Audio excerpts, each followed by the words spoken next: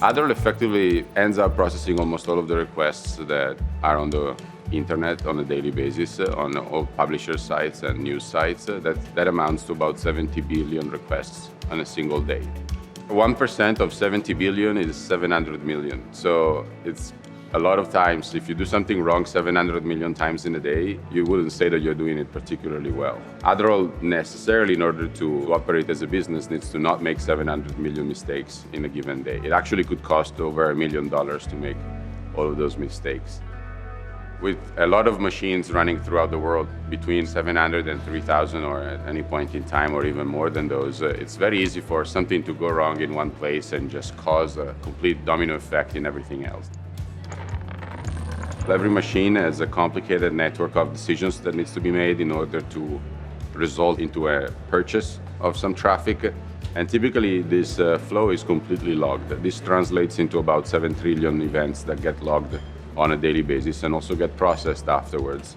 And this is the core of our monitoring aspect. Whenever there is something unexpected, the first thing you want to do is go back in time and check if there was any release.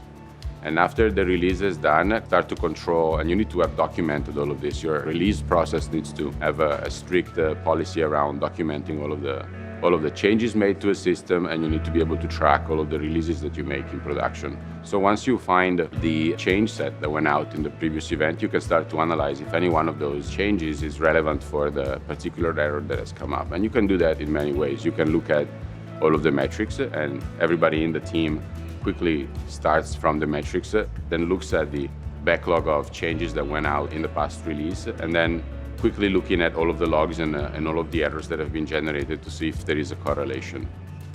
Typically, the engineer touches almost all of the different monitoring tools that we have going around, from log entries to Sentry to Datadog to our own internal logging. Through that, they are able to get relatively quickly to isolating the root of the problem. And usually the trace, most of the time, points back to a specific change that was made in production. And then people can either choose to log into the machines and modify some configuration parameters, first in a few set of boxes or in one cluster out of the whole infrastructure.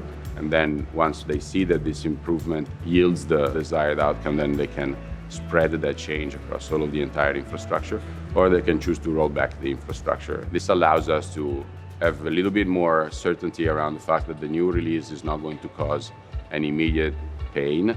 And so this helps us with some peace of mind in rolling out the new release and making sure that everything is going to continue to work.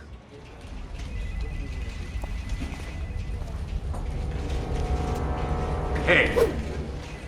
While domino effects might be fun to look at, they are not great to clean up afterwards. And setting things up again afterwards is quite complicated. So we always need to be careful and vigilant around our monitoring so that we can prevent any one of those things from happening.